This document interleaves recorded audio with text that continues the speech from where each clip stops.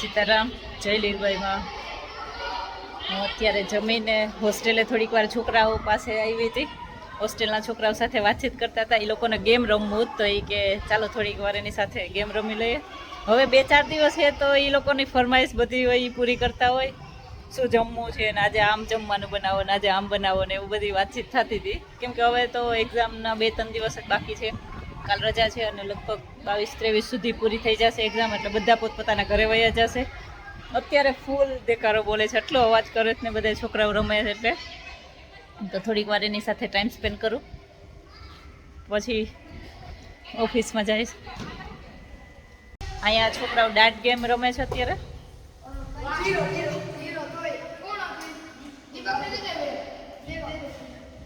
હોસ્ટેલના છોકરાઓને થોડીક વાર જમીને અત્યારે ફ્રી થાય તો કંઈક ને કંઈક એક્ટિવિટી કરાવતા હોય, થોડીક વાર ટીવી જોવા દેતા હોય, એટલે એનું મનોરંજન પણ થાય અને ટાઈમ પણ નીકળે. અને આમ પણ છોકરાઓને નીંદર ન આવતી હોય, કેમ કે બાળકોને નીંદર ન આવે બપોરે, એટલે એ લોકો જાગતા જ હોય. તો થોડીક વાર એની સાથે આપણે ગેમ રમીએ અને એક્ટિવિટી કરીએ તો એનો ટાઈમ નીકળી જાય અને એને મજા પણ આવે. અત્યાર સુધી કેના વધારે થયા પોઈન્ટ? ઉદયના. વાહ. પછી રામભાઈનો વારો આપજો, બધાને એક વખત. પણ બહુ આટલું નજીક ઊભી નહીં, થોડોક હજી પાછળ.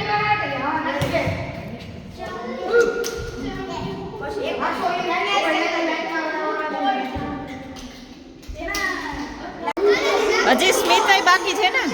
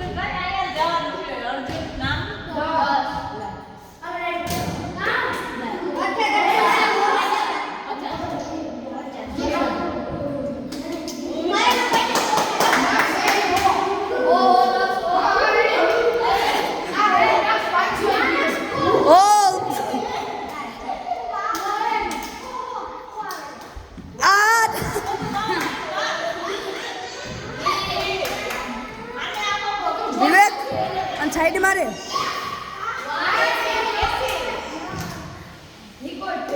રૂપ જિંદાબાદ.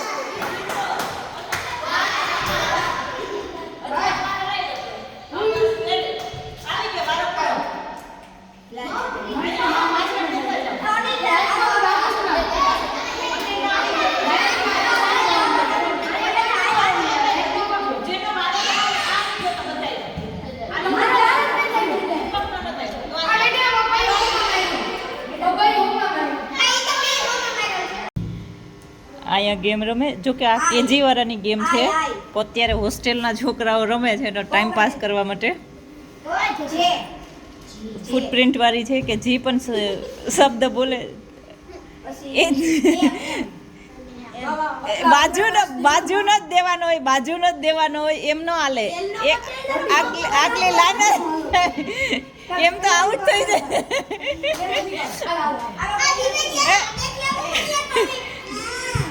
આગલી લાઈન નો ટાસ્ક દેવાનો હોય, બાકી તો આઉટ થઈ જાય.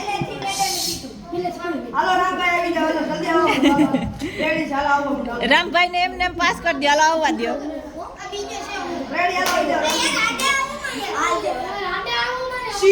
જે પણ અક્ષર અહીંથી બોલે એની ઉપર પગ કે હાથ રાખવાનો.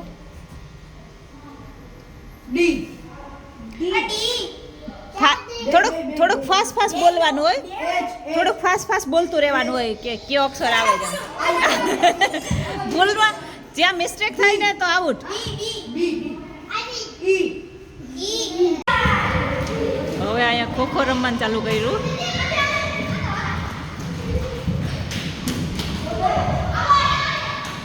અંદર જ રમે એટલે તડકો ન લાગે. બારે ગ્રાઉન્ડમાં તો તડકો છે અત્યારે. મસ્તી નહીં કરતા ભાઈ પડવામાં.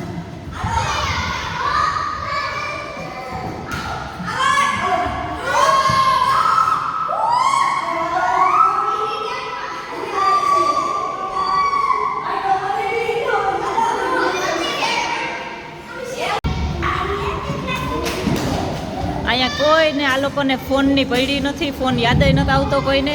ને ઘરે હોય ને તો છોકરાઓ ફોનમાં રહીમાં રાખતા હોય.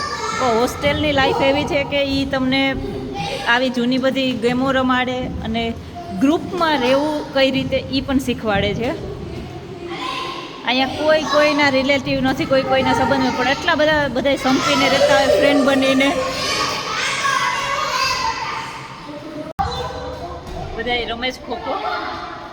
ખરેખર હોસ્ટેલની લાઈફ એવી છે કે તમને ફોન અને બાઇક સ્કૂટરથી દૂર રાખે છે. બાકી અત્યારના છોકરાઓને અરે આટલો અવાજ નહીં કરો, બહુ જ અવાજ કરે છે બધાય.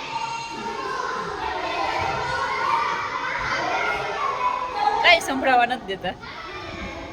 ખરેખર હોસ્ટેલ ખાસ જરૂરી છે અત્યારના કિડ્સ માટે.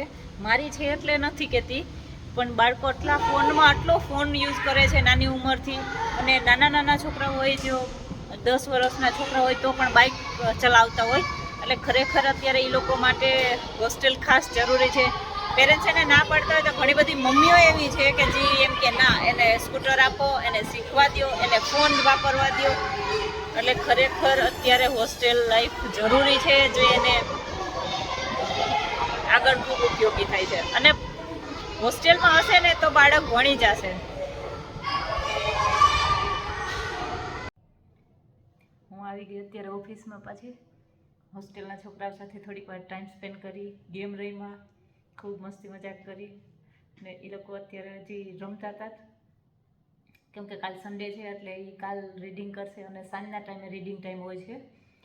બાકી આખો દિવસ સ્કૂલ હોય તો એ 4 વાગ્યા સુધી સ્કૂલમાં જ હોય, પણ હમણાં એક્ઝામ છે એટલે 12 વાગે છૂટી જાય તો 12 થી સાંજે 5 વાગ્યા સુધી એની પાસે ટાઈમ રહે. એટલે એ લોકોને એક્ટિવિટી કરતા હોય, રમતા હોય, કંઈ પણ એન્જોય કરતા હોય એની રીતે. હું ઓફિસમાં આવી ગઈ. સ્ટાફના બધા પેપર ચેક કરે છે એ લોકો, લેડીઝ જેન્ટ્સ જે પણ સ્ટાફમાં છે બધાય. તો એ લોકો પેપર ચેક કરે. પેપર કોઈના ઘરે લઈને નથી જવાનું હતું. 4 વાગ્યા સુધી અહીંયા જ રહી અને પેપર ચેક કરવાના હોય છે, જેથી કરીને મારું ધ્યાન પણ રહે અને ખુદ શિક્ષક જ પેપર ચેક કરે એ મને ખ્યાલ રહે. એ માટે થઈને અહીંયા જ મારી નજરની સામે જ પેપર ચેકિંગ કરાવું છું. કેમ કે મને અહીંયાથી સામે જ મારી ઓફિસમાંથી આ સાઈડ મને એ પણ દેખાય છે, આ સાઈડથી મને ગેટેથી કોઈ આવતું દેખાય. એટલે મારી ઓફિસનું લોકેશન મસ્ત છે. મને બધી બાજુથી ખ્યાલ રહે કે કોણ ક્યાંથી આવ્યું છે, કોણ શું કરે છે. બાકી તો આખા કેમ્પસમાં સીસીટીવી કેમેરા છે, તો હું અહીંયા બેઠા બેઠા પણ જોઈ શકું કે કોણ શું કામ કરે છે. એટલે એ કંઈ ટેન્શન નથી, બધા પોતપોતાનું કામ કમ્પ્લીટ કરે જ છે. વ્યવસ્થિત પેપર ચેક કરવા માટે પણ ઉતાવળ નહીં કરવાની, જેમ તેમ પેપર ચેક કરી નહીં આપી દેવાના. એટલે આરામથી ને મારી નજરની સામે થાય તો મને ખ્યાલ રહે કે ખુદ શિક્ષકે પેપર ચેક કર્યા છે કે બીજા કોઈ પાસે કરાવ્યા છે. એ પ્રશ્ન જ ન રહે. એમ ઘરે લઈ જાય તો કદાચ ને બીજું કોઈ એને હેલ્પ કરી શકે. એટલે ને આ પેમ્પલેટ અમારા આવી ગયા છે છપાઈને. હું હમણાં તમને આ ફોન રાખીને બતાવી દઈશ. પછી સાથે સાથે મારી દૂધની બોટલ રેડી છે. જોકે હું અત્યારે બોનવીટા નાખીને દૂધ પીતી હોય, મને ચા પીવાની આદત નથી. હું સવારે પણ ચા નથી પીતી. આખા દિવસ દરમિયાન મને દૂધની આદત છે. જ્યારે ટાઈમ હોય ત્યારે હું આ બોટલ મારી ભેગી જ હોય. એટલે એક જ ટાઈમ અત્યારે બોનવીટા નાખીને પીવું છું. બાકી સવારે અને સાંજે તો એમ જ ખાલી દૂધ પીતી હોય છે. ખાંડ પણ નથી નાખતી. આમાં પણ ખાંડવાળું નથી, સુગર નથી. આ ખાલી જરાક બોનવીટા નાખીને અત્યારે એમને ભાવે નહીં એટલે જરાક બોનવીટા નાખ્યું છે. ચા નથી પીતી એટલે જમવાનો ખોરાક પણ ઓછો છે, એટલે થોડી દૂધની આદત રાખવી પડે. અહીંયા પેમ્પલેટ આવી ગયા છે. આ જે તે શાળામાં જે લોકોના પ્રથમ, દ્વિતીય અને તૃતીય નંબર આવશે, ફર્સ્ટ, સેકન્ડ અને થર્ડ, એ લોકોને પણ પ્રથમ સત્રની શિક્ષણ ફી અમુક % માફ હશે. તો કાંઈ પણ તમારી ઇન્ક્વાયરી હોય અને બાળકનો જે તે સ્કૂલમાં પ્રથમ દ્વિતીય અને તૃતીય નંબર આવે એ લોકો આવી અને જાણ કરે અથવા તો ફોનમાં પણ ઇન્ફોર્મેશન મેળવી શકે છે. આ સ્કૂલનો નંબર છે, આમાં કોન્ટેક કરી અને તમે અહીંયાની ડિટેલ લઈ શકો છો.